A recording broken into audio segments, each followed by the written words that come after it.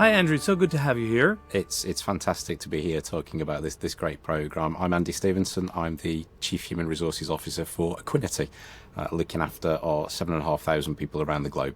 And you've been involved in our program in 3 different companies. An important part of when you're building a culture is factual, evidence-based data of what's going on in an organization. And I found time and time again that methodology is robust, it is concrete, and it's very practicable in order to make the changes that you need to build a truly great workplace. So for me, it's a partnership I've been glad to build on in multiple different scenarios. So how do your employees directly benefit from the program? The most practical way is inevitably in our strive to be a better and better workplace. You know, we really do want to be the best place to work, where there is evidence from the great pool of people that are signed up to the Top Employers Institute of things that are best practice and working.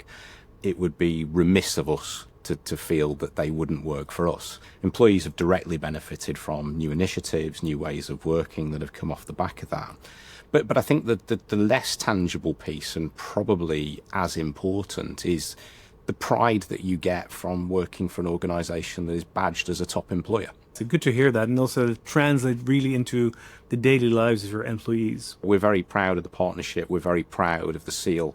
We're very proud to have it in multiple countries, and particularly in places like here in the United States, where we are increasingly a growing presence. And in the war for talent, it's good to be badged as one of the best places to work. What are the best practices you've uncovered that actually inspired you to do things differently at Equiniti? For us, by far the most powerful piece of the survey is when you find things that you do inconsistently.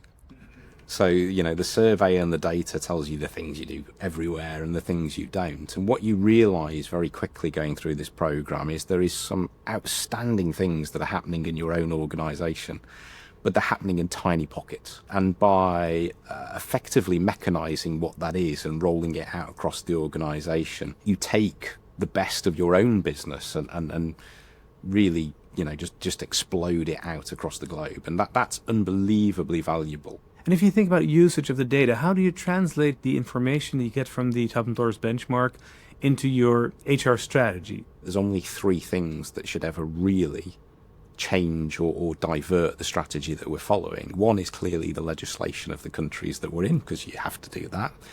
2 is colleague feedback, but the 3rd one is the Top Employers framework. As you guys collect data every year from more and more organisations and more best practice, you act as a lead indicator. The refresh of your questions could easily be seen by people as, you know, you're making the hurdle harder. I just see it that best practice has evolved. And we then use that and go, which of these elements need to refresh into our strategy because they could fit for us and we can work forward. So actually, if you look at the updates I do to the board, Top Employers is completely integrated as literally a 1/3 of the feed into our people strategy. And if you look at the world around us right now, so we see macroeconomic developments, we see geopolitical, environmental crisis, we see societal movements, we see technology advancements within companies taking shape at a breakneck speed. Which of those keeping you up at night? It's a huge question. Yeah. So, I think there's elements of all of those in there, but I think for an organisation like us, the technology evolution of our sector is by far the biggest thing for us, and that will change our workforce. That will change who we need to attract, and it means we've got to keep being the best we can be as an employer. The advent of AI and technology gives the greatest opportunity for this sector to really professionalise itself and move up the rankings, because we can literally give away those kind of frontline, manual, frankly, not very good tasks to computers to do. And I don't see that as putting people out of work. I see it as giving people meaningful work. It means the people who work for us do truly meaningful jobs, not repetitive tasks that historically somebody had to do. It's a huge opportunity to elevate the world of work away from the menial and into the really meaningful. And I think that's an incredibly powerful place to be, and an exciting time to be a part of. Our purpose at the Top Employers Institute is to create a better world of work. How does that resonate with your personal purpose and the one for Equiniti?